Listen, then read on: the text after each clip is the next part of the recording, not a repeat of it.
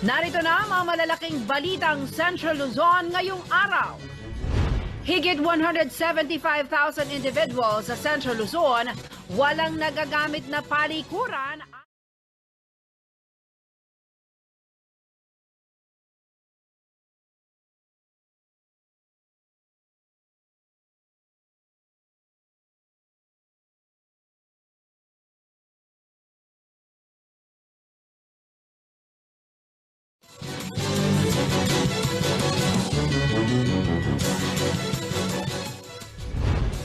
Narito na ang mga malalaking balitang Central Luzon ngayong araw. Higit 175,000 individuals sa Central Luzon walang nagagamit na palikuran ayon sa Department of Health. Tarlac Governor Susan Yap at Bataan Governor Joet Garcia pagpipilian ni Pangulong Marcos para maging chairperson ng Regional Development Council ng Central Luzon. Bataan Governor Joet Garcia tinuligsa ang vape law. Mga Bataenyo, hinikayat na makiisa sa kampanya laban sa paggamit ng vape. Pagpuputol ng dump box ng mga quarry trucks, hindi ipatutupad sa Bulacan. Ugat ng overloading, nais umanong silipin ng pamahalaang panlalawigan. At Fernandina Women's Federation tumanggap ng water refilling station mula sa CSFP Water District at Prime Water.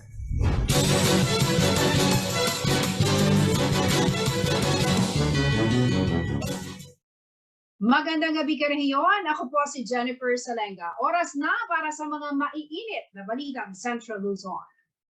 Tinatayang aabot sa 175,000 na individual sa Central Luzon, ang hirap pa rin na magkaroon ng access sa palikuran ayon po yan sa Department of Health Region 3. Hindi lamang umano mga kabahayan, maging ang ilang mga paaralan, ay mayroong problema pagdating sa sapat na dami ng palikuran para sa pangangailangan ng mga mag-aaral.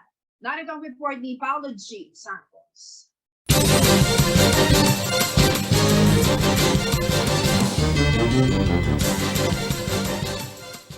Nitong August 22 opening ng classes, kasama sa mga nagpatupad na ng face-to-face na pagtuturo ay ang Archbishop Emilio Sinencia Integrated School dito sa Barangay San Felipe sa siyudad ng San Fernando. Ibang-iba umano ang setup ngayon dahil higit na tumaas ang bilang ng mga enrollees ayon kay Principal Edgar Yutok. As of today, umaabot na kami ng 713 to be exact, from kinder to grade 10. Except meron na rin kaming 18 students for senior high school, grade 11.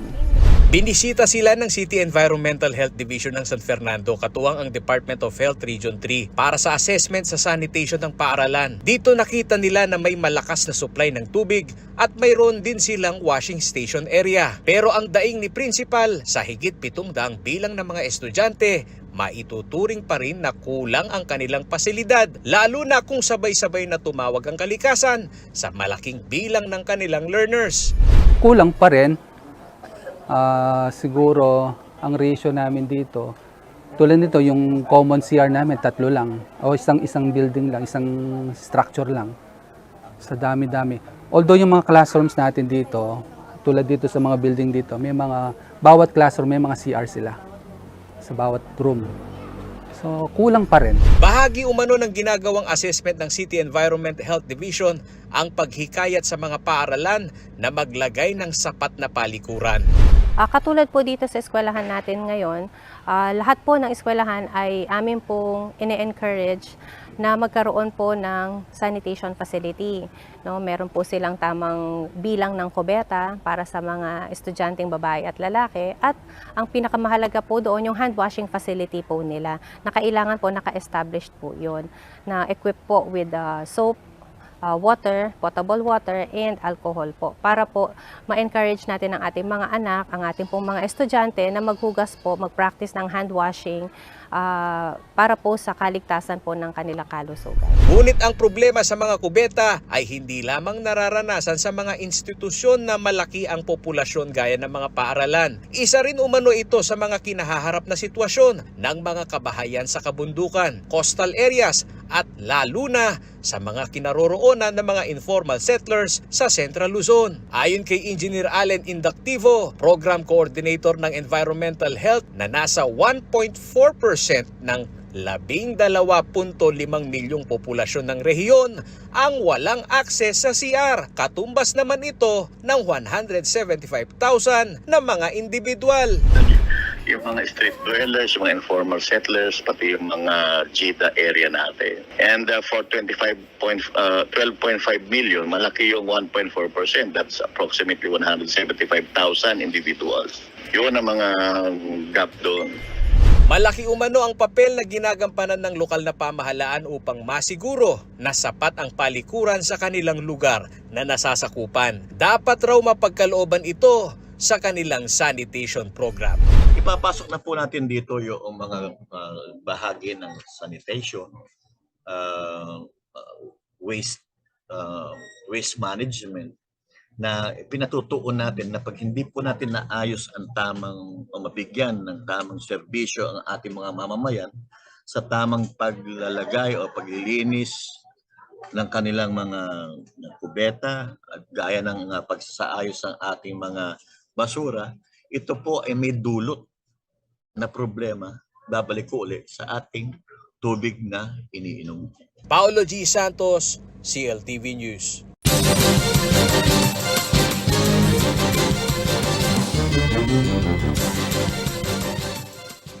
Ipinahayag ni DSWD Secretary Erwin Tulfo na muli nilang susuriin ang mga listahan ng 4Ps beneficiaries na natukoy na non-poor. May iba pa umanong listahan na dapat pagkumparahan o pagkumparahin upang matiyak na sapat ang batayan para sila ay tanggalin bilang benepisyaryo ng Pantawid Pamilyang Pilipino Program. Ang detalye sa report na ito.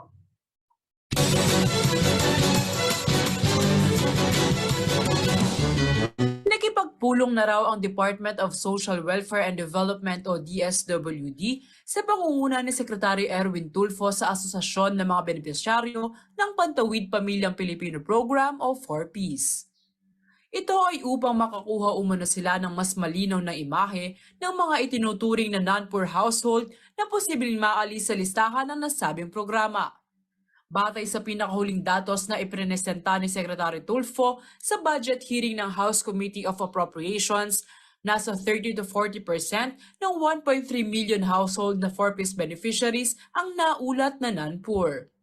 Ngunit maliban sa listahan ng DSWD, may iba pa umanong listahan na dapat pagkumparahin para matiyak na sapat ang basihan na sabihing sila ay non-poor at tanggalin na sa listahan ng mga 4Ps beneficiaries. Ito ang listahan ng mga grupo ng 4Ps, mga municipal link at National Household Targeting System. So we will have 4 lists, Mr. Chair, to compare para po mas siguro yun po ang safety net namin, Mr. Chair, na hindi po basta-basta matanggal po yung kawawang tao dahil sa tinamaan siya na listahan. Pag siya po ay kasama po talaga doon sa non-poor na, then it is time to inform na hindi na po kayo makakasama. Dagdag pa ni Tulfo, ang pagdilis ng mga benepisyaryo ng 4Ps ay hindi nangangahulugan na hindi na sila tutulungan ng gobyerno.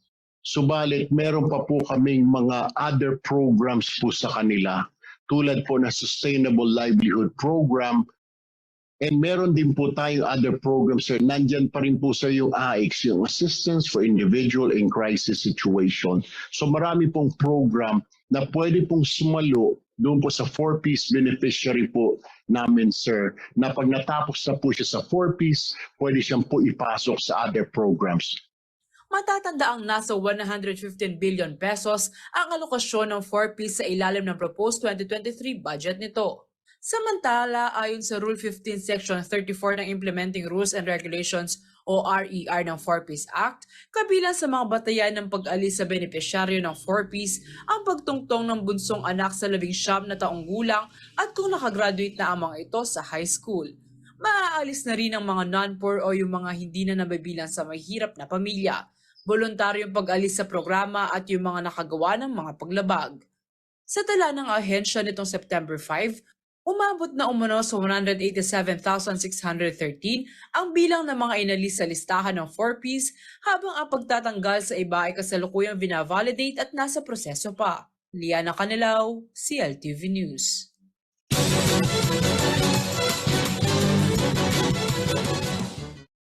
Manatiling nakatutok para sa iba pang mga nangungunang balita ngayong araw.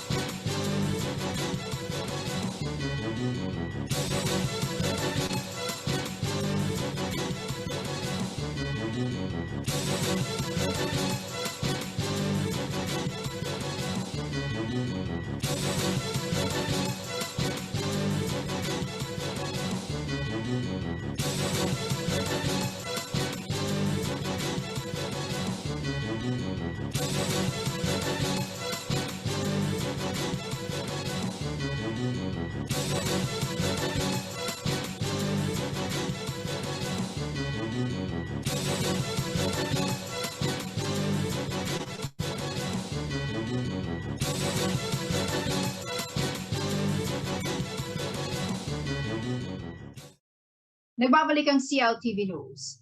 Sina Tarlac Governor Susan Yap at Bataan Governor Joed Garcia ang pagpipilian ni Pangulong Ferdinand Marcos Jr. para maging chairperson ng Regional Development Council o RDC Central Luzon. Sila umano ay nominated na mga RDC member mula sa hanay ng mga lokal na pamahalaan.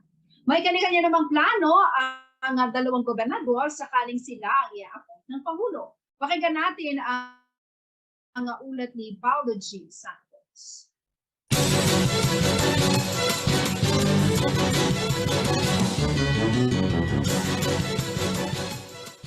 Nagsagawa ng caucus ang Regional Development Council nitong Miyerkules, September 7 sa tanggapan ng National Economic Development Authority o NEDA Region 3. Sa 7 gobernador ng Central Luzon, 4 ang dumalo. Ito ay sina Bataan Governor Joed Garcia, Tarlac Governor Susan Yap, Bulacan Governor Daniel Fernando at Zambales Governor Hermogenes Ebdane Sr. Isa sa tinalakay sa pulong ang susunod na mga opisyal ng konseho kung saan umangat ang pangalan ni Governor Garcia ng Bataan at Governor Yap ng Tarlac bilang nominees para sa magiging susunod na chairperson ng RDC. Sila umano ang aprobado ng mga lokal na pamahalaan na miyembro ng RDC upang mapagpilian ni Pangulong Ferdinand Marcos Jr. na siyang appointing officer. Parehong kilalang kaalyado ni Pangulong Marcos Jr. si Governor Yap at Governor Garcia. Nasa crucial time ang reorganization dahil ang economic framework na naibalangkas ng administrasyon ay kailangang masabayan ng uupong RDC chair. Ayon kay Director Gina Gacusan ng NEDA Region 3. Very urgent. It's very urgent because we would like the RDC already to do its work, and I'm just sitting in as a presiding officer in the interim. So we will submit the names tomorrow to the office of the president, and I hope he can appoint somebody soon. Sa salita ni Governor Joed Garcia, sakaling siya ang palarin na i-appoint ng Pangulo, ang pagpapalakas sa ekonomiya at otonomiya ng mga LGU ang kanyang prioridad dahil nasa recovery stage pa ang mga ito. Malaki yung pangangailangan ng ating local government units, lalo na tayo ay dumaan sa kasalukuyan, dumadaan pa sa pandemya. Sa pagdating po sa responde, syempre marami po sa mga local government resources ay talaga pong na-deplete. So we're asking the national government to help support yung iba't iba pong mga proyekto natin sa local pamahalaan dahil sa ngayon talaga pong medyo hirap ang ating mga bayan, ang ating mga lungsod, ang ating pong mga probinsya. At maalala po natin ang local government, ang pinaka-touch point ng ating mga kababayan pagdating sa pamahalaan. Habang si Governor Susan Yap, bibigyan pansin umano ang mga infrastrukturang kailangan para sa development ng rehiyon na sa ngayon ay hindi matutustusan ng mga lokal na pamahalaan dahil sa limitadong pondo. Kanina, we had a long discussion with the different mayors and the governors to push for the much needed infra, no? Yung mga critical that's causing flooding in our area, ang water source natin sa Central Luzon, trade missions that we will do to fund, no? Kasi as it is, mahirap na ang revenues, no? Like our budget is slashed for almost 15% for next year. So we have to be creative if we can tap PPPs locally and internationally from our ASEAN neighbors. Yun yung mga ibang napag-usapan. Hiniling naman ni Zambales Governor June Ebdane sa RDC na tutukan din umano ang investment para sa water resource facility dahil nakukompromiso na umano talaga ang groundwater sources maging sa kanayunan. Ang isang dapat na matuunan ng pansin hindi lang dito sa atin pero sa lahat ng lugar ay yung magiging problema ng tubig pagdating ng araw. Nakakalimutan natin yan eh. Sa katunayan, doon sa mga periphery na ng yung mga islands, kailangan pumasok ka pa ng konti para makakuha ng tubig na pwedeng mainom. Dahil may pumapasok na yung tubig alat sa dami ng gumagamit ng tubig na groundwater, nasisip-sip na rin, pati yung seawater. Ayon kay NEDA Director Gakusan, nagsisilbing hamon sa Regional Development Council ang kalagayan ng agrikultura, lalo pat kinikilala ang rehiyon bilang Rice Granary of the Philippines. Sa Central Luzon, halos nanggagaling ang malalaking supply ng bigas sa Kamaynilaan. Ngunit ang problema pa rin umano ay ang irigasyon sa mga sakahan. Halos nasa 2% pa lamang umano sa mga agricultural land ang napapatubigan. The main concerns were irrigation. Irrigation because most of our land is still agricultural, di ba? Pero yung rate na pag-increase ng ating irrigation coverage is only 1.59%. It will take us 17 years para ma-irrigate lahat. Di ba napaka-importante ng irrigation? Kasi kung hindi ka irrigated, you wait for the rains to come. Samantala, nakatakda namang isumite sa Malacanang ang pangalan ni Governor Garcia at Governor Yap sa September 8 upang sa lalong madaling panahon ay makapili na ito ng magiging pinuno ng RDC ng Central Luzon. Paulo G. Santos, CLTV News.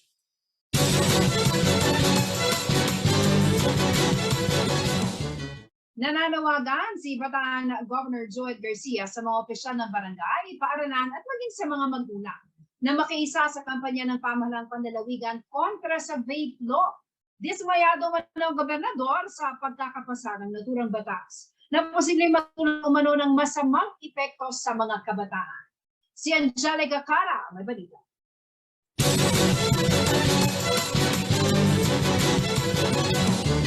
Na mas masama siya para sa kalusugan, lalo na sa kabataan, naging batas pa rin siya dahil nag-lapse into law.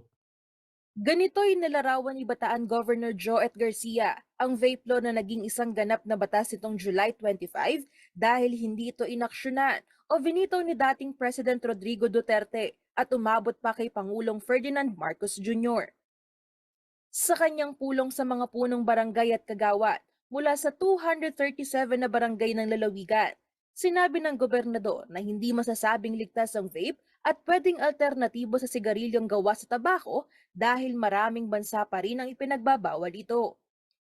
Ang pinapaalam nila, ang kampanya nila, safe naman daw itong produktong ito. Pero hindi po totoo yun kasi nasa more than 60, mga 70 pa yata na bansa sa buong mundo ang pinagbabawal yung vape. Ang Singapore, hindi sila pumapayag na magbenta ng vape sa Singapore. Dahil nga, hindi nila alam kung ano po yung nilalaman ng vape. Ba't mo ibibenta sa inyong bansa kung hindi nyo alam kung ano yung nilalaman at ano po yung epekto, yung long-term effect sa ating mga kababayan. Sa perspektiba ni Governor Garcia, pinalalakas ng vape law ang industriyang ito sa halip na ilayo sa bisyo ang mga kabataan.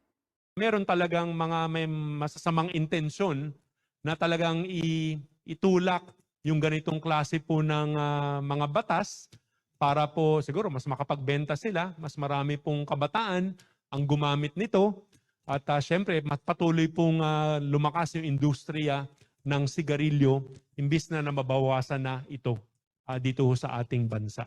Hinikayat niya ang mga barangay official na ipakalat sa mga magulang at mga paaralan na tulungan ng pamahalaang panlalawigan na gumawa ng sariling mga programa upang makontrol ang paggamit at pagbebenta ng vape at sigarilyo sa bataan. Nasa atin na kung paano po natin lalabanan ito, no? Lalo na sa ating pong barangay, no? Kung sa ating mga paaralan, no? Yung ating kampanya laban po sa mga tobacco products, kasama po dyan ang mga vape products. Gagawa naman ho tayo ng programa, kasama ho dito ang DepEd para po sa tobacco-free generation, para ho talagang mabantayan natin yung ating mga kabataan, pati ho yung mga nagtitinda ng vape dito po sa ating lalawigan. Matatandaan na panukalang batas pa lamang ang vape law ay kinokontra na ito ng Department of Health, Department of Education, Food and Drug Administration o FDA at iba pang eksperto, ngunit nakalusot pa rin sa Kongreso at Senado. Bagamat nire-regulate ng batas ang importasyon, paggawa at paggamit ng mga vaporized nicotine at non-nicotine products, pinapabura naman ito ang vape o vaporized nicotine products bilang alternatibo sa sigarilyo. Bentahe umano ito para sa mga smoker na hindi matanggal sa kanilang sistema ang paninigarilyo. Ibinigay din ng batas sa Department of Trade and Industry ang pagkontrol sa vape na dating nasa kamay ng FDA. Binabaan din ang edad ng pwedeng makagamit ng vape sa 18 mula sa dating 21 years old. Angelica Cara, CLTV News.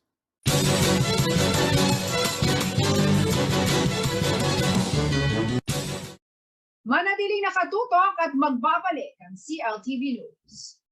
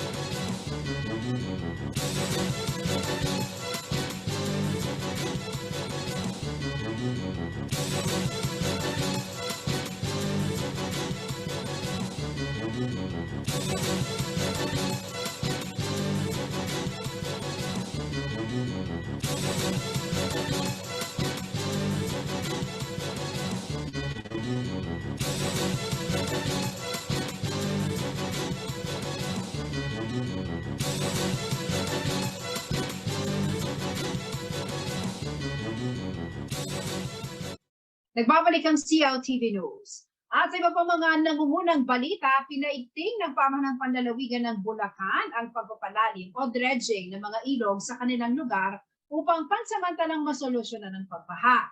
Bagamat hindi pang matagal ang solusyon, makatutulong pa rin ito sa mga residente na nakararanas ng pagbaha at high tide, ayon po yan kay Governor Daniel Fernando.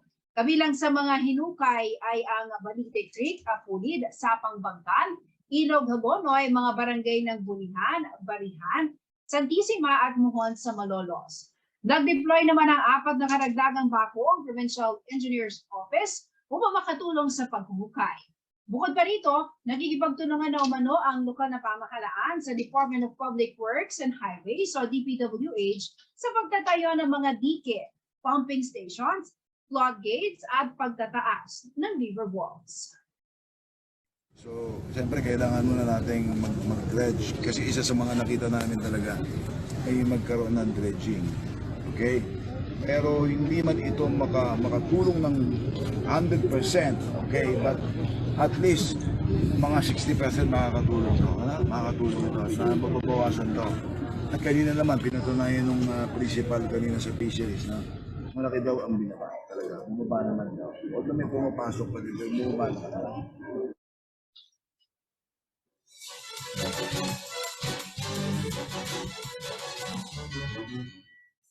Wala raw balak si Bulacan Governor Daniel Fernando na gawin ang pagpuputol ng dump box sa mga quarry trucks para masugpo ang overloading.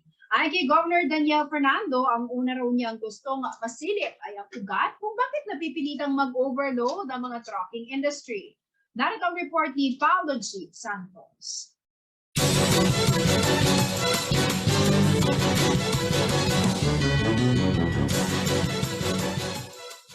Wala sa adikain ko na putulin at gawing ELT na lang yung truck. Ano po?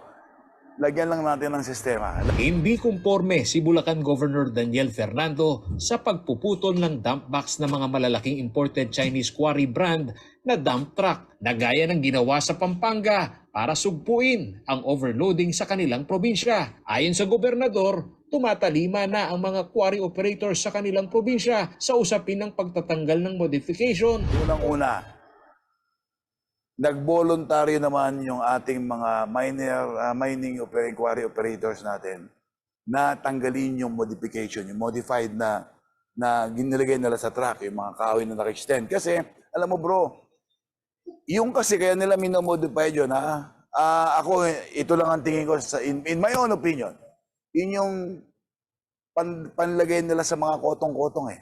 Di ba? Kaya nila ini-extend yun eh. Gusto umanong tutukan at imbestigahan ng gobernador ang ugat kung bakit nagkakarga ng sobra-sobra ang mga truck at kung may involved dito na lagay o red tape. Yung aming sistema, yung matrix namin tungkol diyan, ano po, nagpatawag na tayo ng summit.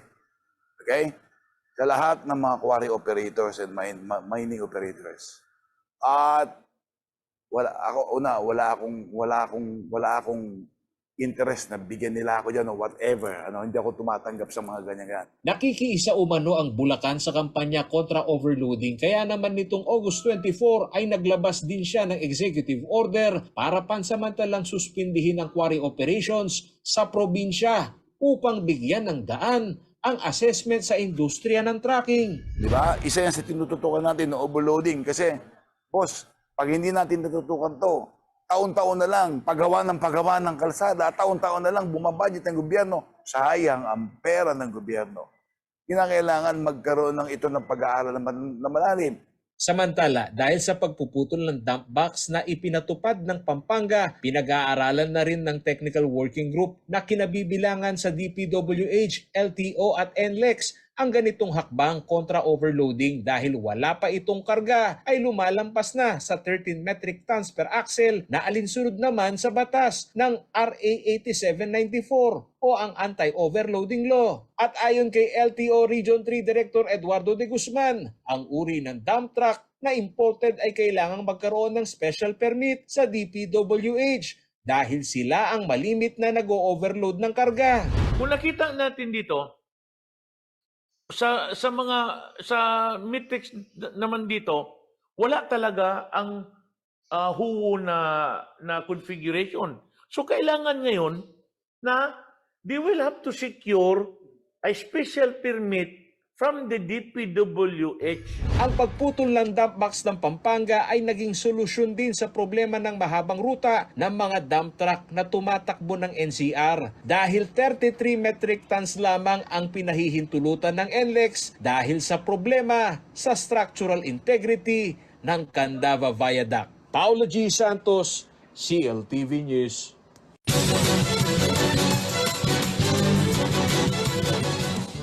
Nakapasa na sa Sangguniang Panglungsod ang Resolution number 2022-021 na naglalayong magtayo ng Don Honorio Ventura State University Annex Campus sa siyudad ng San Fernando, Pampanga. Nakalusot na ang nasabing resolusyon sa third and final reading at aprobado na rin umano ng Board of Regents ng LU. Ang sunod na hakbang ay nasa kamay na ni Mayor Vilma Calua kung ito ay kanyang aaprubahan. Ayon kay Councilor Brands Gonzales, planong itayo ang GovSU Annex sa parteng norte ng syudad.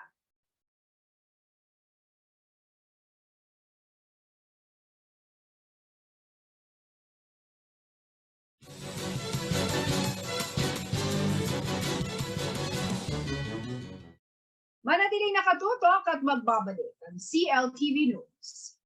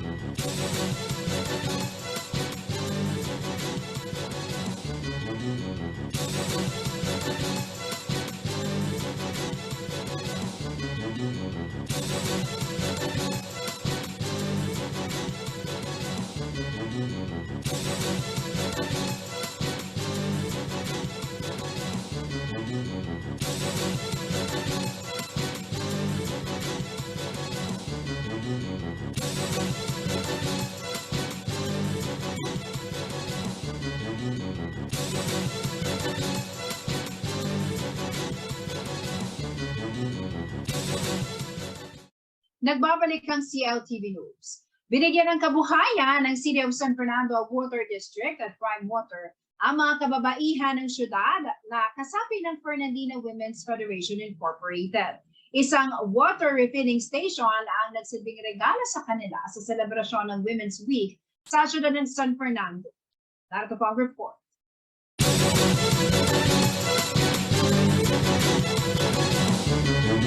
Kasabay ng selebrasyon ng Women's Week ng syudad ng San Fernando, pinasinayaan na ngayong araw ng Miyerkules, September 7 ang Fernandina Women's Water Refilling Station sa Northville 1 sa Barangay Kalulut.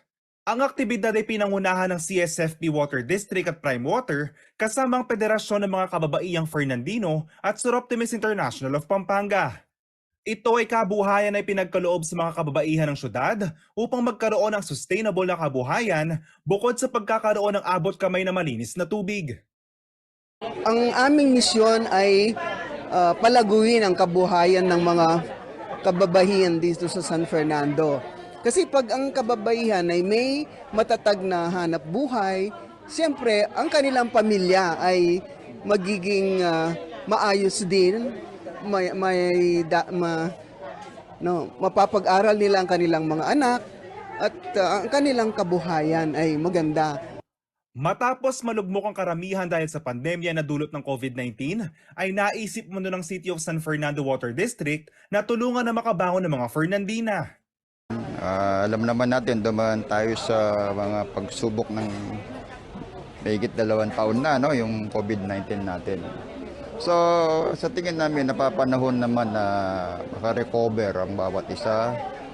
At itong mga ginawa naming proyektong ito na maging partner ang mga kababaihan, naisip naming bigyan sila ng munting kabuhayan para yung mga pinagdaanan nilang hirap at sakripisyo ng mga nakaraang taon ay makabawi man lang tayo.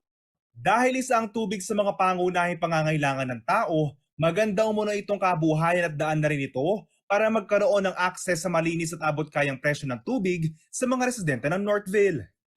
Well, tulad nga ng lagi nating naririnig na water is life, di ba? Sabi nga, di ba, mawalan ka ng kuryente, importante may tubig. So, sa nakikita namin, magiging magandang pangkabuhayan siya ng mga lupa ng kababaihan, lalo na dito sa Northville. So, hangad lang ng prime water na maging kapakipakinabang, hindi lamang sa lupa ng kababaihan, ganun din sa pamilya ng bawat isa. So, hangad po namin na makatulong ito sa pangkabuhayan ng lahat ng miyembro ng lupon. Laking pasasalamat naman ng mga benepisyaryong Fernandina dahil pinalakas nito ang kanilang loob upang magkaroon ng kumpiyansa upang lumaban sa hamon ng buhay. Papasalamat po kami sa po ng aming aking kasamahan sa federasyon. Maraming salamat po sa laking tulong na naibigay nila sa amin. Patuloy din ang mga proyekto ng Prime Water at Water District ng syudad upang mas mapaigting ang pagbibigay ng serbisyo at malinis na tubig sa mga Fernandino. Sa ngayon, meron tayong mga ongoing drilling projects. Nagdadagdag tayo ng mga mga water sources. Meron tayong mga pipe laying and expansion projects para maabot natin yung ibang mga Fernandino na wala pang access sa potable water. JM De Jesus, CLTV News. Pangungunahan ni Mabalacat City Councilor Cherry Manalo at the City of San Fernando Councilor Brent Gonzales ang Pampanga chapter ng Philippine Councilors League hanggang 2025. Nahihalal si Manalo bilang president habang vice president naman si Gonzales. Narito po ang mga konsehal na nahihalal bilang opisyal ng PCL sa ginawang botohan sa siyudad San Fernando, Martes, September 6. Secretary General si Councilor Joel Samia, Treasurer si Councilor Jedeline Daluso, Public Relations Officer si Councilor Richard Diaz, Auditor naman si Councilor Rufina Alejandrino. Business Manager si Councilor Michelle Corpus. Narito naman po ang mga Board of Directors si Councilor Aisel Macalino, Councilor Ruben Miranda, Councilor Enrico Suba, Councilor Edmond Simon, Councilor Albert Flores, Councilor Lloyd Mananansan, Councilor Lizelle Gindu, Councilor Rico Santa Cruz.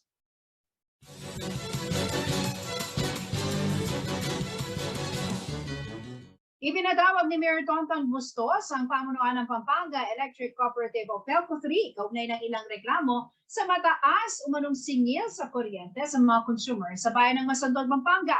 Idinahilan ng PELCO 3 na ang pagsirit umano sa presyo ng coal power ang dahilan kung bakit tumaas ang generation charge. Si Karen Maurillo ang may balita.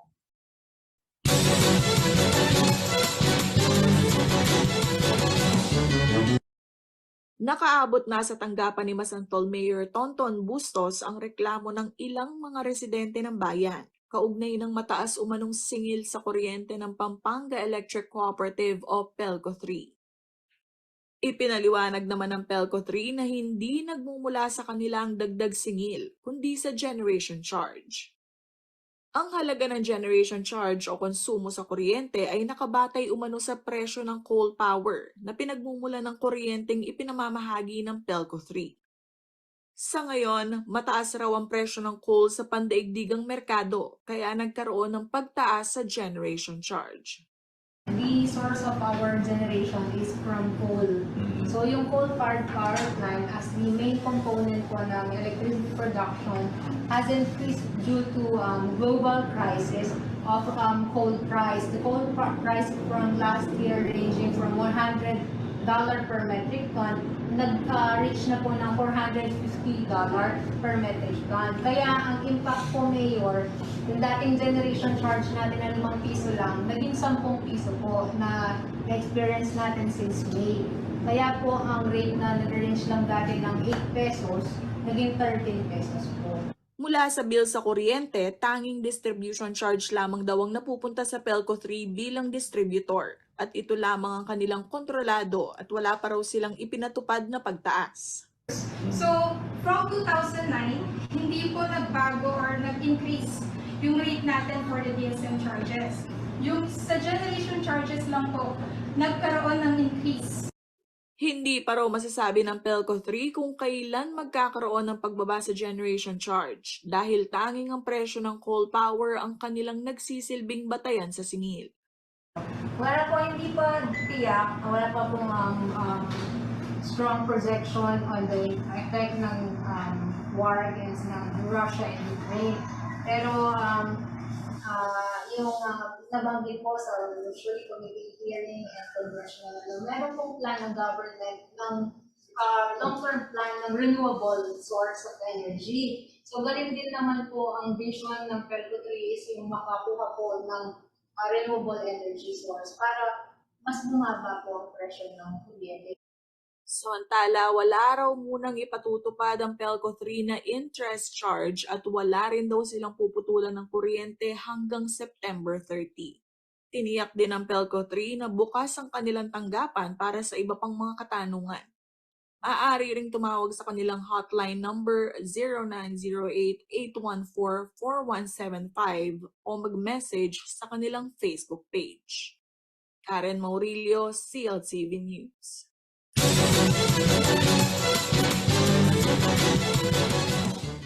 Alamin naman natin ang magiging lagay ng panahon mula kay Manny Esguerra, ang Chief Weather Forecaster ng Pag-asa.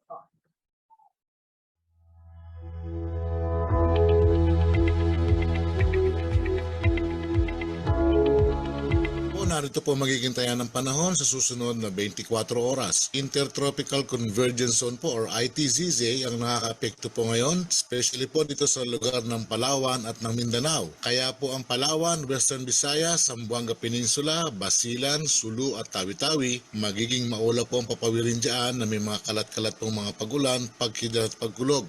Ito po ay dulot ng ITZZ. Samantala po ang Metro Manila at nalalaming bahagi ng bansa, kasama na po dito ang Pampanga, ay magiging bahagya hanggang sa kuminsan ay magiging maulap din po ang papawirin at may inaasahan lamang po tayo mga pulo-pulo mga pagulan, pagkidlat at pagkulog. Dulot naman po ito ng ITZZ at ng localized thunderstorm. Pansamantala po ay humina po ang hanging habagat, kaya po ito lamang po yung mga nagpapaulan sa atin. Samantala po, isang tropical depression po ang nagbabadyang pumasok dito sa ating Philippine Area of Responsibility at ito po ay tinatayang nasa layong 1,530 kilometers dyan po sa may silangan ng extreme northern Luzon. Nagtataglay na po ito ng lakas ng hangin na umaabot na ng 55 kilometers per hour malapit sa gitna at pagbugso na umaabot ng 70 kilometers per hour. Ito po ay kumikilos patimog na sa bilis na 20 kilometers per hour. Inaasahan po kung hindi po mamayang gabi ay bukas po ng madaling araw papasok na siya ng PAR, pero sa ngayon po wala pa naman po siyang direktang epekto sa alunang parte ng ating bansa. Pasok po niya sa PAR ay bibigyan natin po siya ng local name na si Inday. Pinag-iingat po ang lahat. At yan ang mga balitang nakalap ng CLTV News. Kasama pong person ng CLTV News and Current Affairs, ako po si Jennifer Salenga. Maraming salamat po.